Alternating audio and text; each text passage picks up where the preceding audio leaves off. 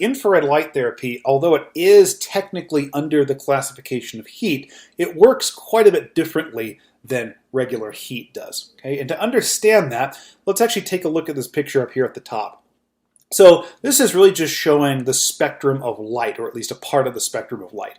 Over here on the left, we see the visible spectrum. These are the colors that we can see. So on the far left over here, we have purple. Really, it's called violet. And then we have indigo blue, green, yellow, orange, and red over here. Then if we look at the right over here, in this black all the way to white, it's not technically black to white, but this is the near-infrared and infrared parts of the spectrum. So over here in this circle, this is the near-infrared spectrum, and everything to the right of that over here is the infrared spectrum. So in these little two circles right here, really what's in this red rectangle, this is blown up here at the top. So this end of the visible spectrum right here in this circle, this is really from about 750 nanometers down. And you can see here's the limit about 620. Technically it goes a little bit below that, but these are the wavelengths, about 620 to 750 nanometers. That's really what's in here in this circle, and that's red light. And as we go above 750 nanometers up to about 810, 830, 850, we start to get into the near-infrared part of the spectrum, and above that is going to be the infrared spectrum. Now, why is it important to understand this? Well, first of all, as we go toward the right here, notice that the wavelengths are increasing. So we go from 630 nanometers all the way up to 850. So as we go to the right, the wavelength is increasing. Now, when we compare wavelength to energy, they have an inverse relationship. So as the wavelength increases, the energy of the light decreases. What that means is that if we look at red light, near infrared, or infrared, it has a fairly high wavelength. And so that means it has a low energy. If we go to the other side, over here is violet, and then to the left of that is ultraviolet, which we don't see. Those are lower wavelengths and therefore higher energies. And so if you get ultraviolet light shown on your skin, it's going to penetrate through to deeper tissues, of course, but it's high enough energy to cause DNA mutation and all sorts of other kinds of cellular damage. Now, the red light, near infrared, and infrared light is higher wavelength, and so it's lower in energy.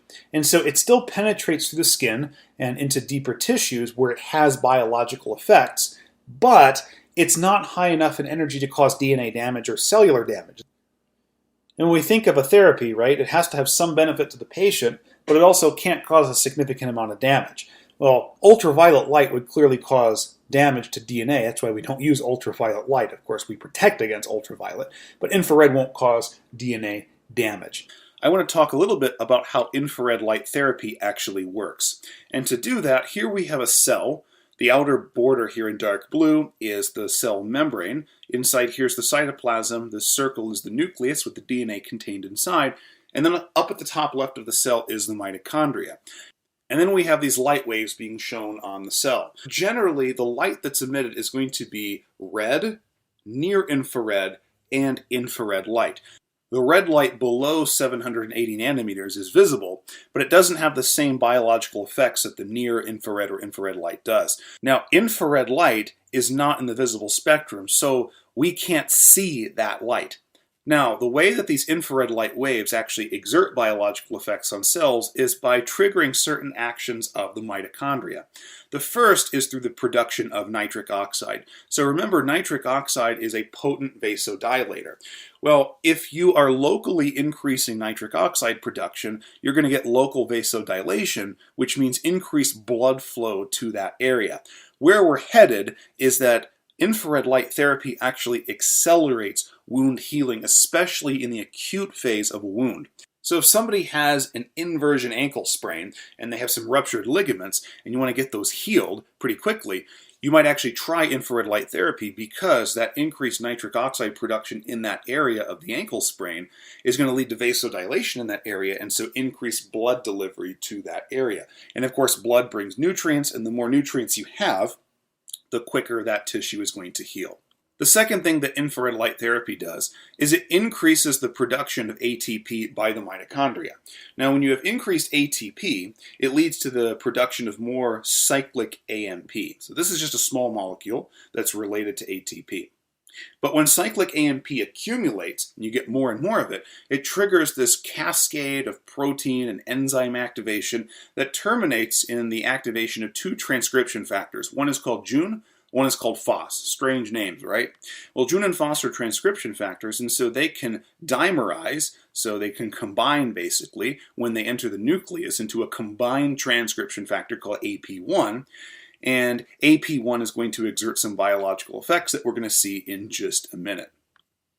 Now, the other thing that infrared light therapy does is it actually triggers the production of reactive oxidative species by the mitochondria. Now, I know what you're probably thinking, reactive oxidative species are bad, right? You got the free radical theory of aging. How can reactive oxidative species be good?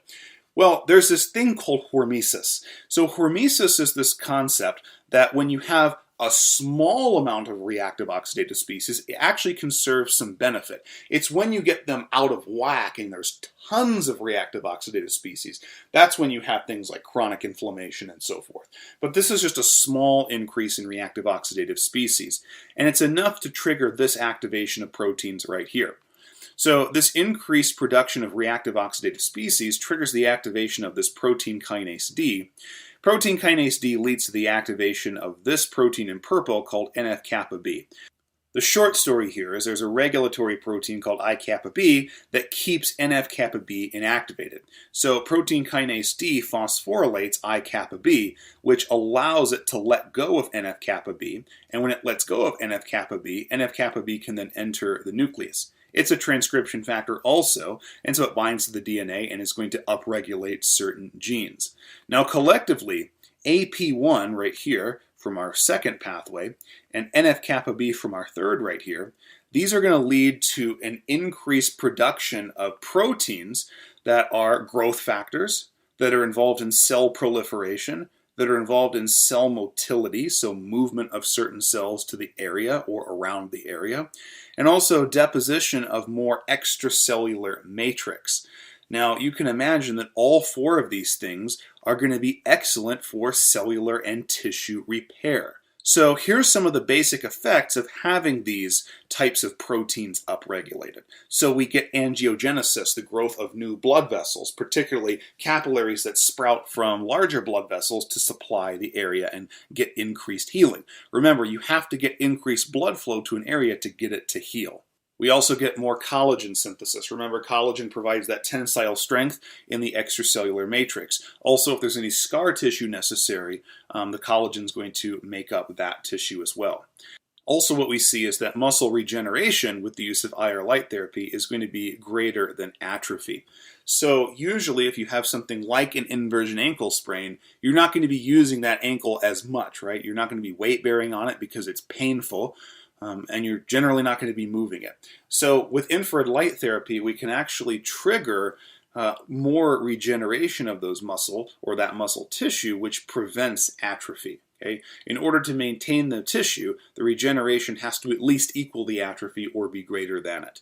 We also get neurogenesis and cartilage synthesis. Again, if we have an acute injury, we can have nerve damage, and also depending on the injury type, we can also have cartilage damage. And we also get increased bone formation. Don't think that an inversion ankle sprain is the only thing we can use this for. You can even use this for a fracture.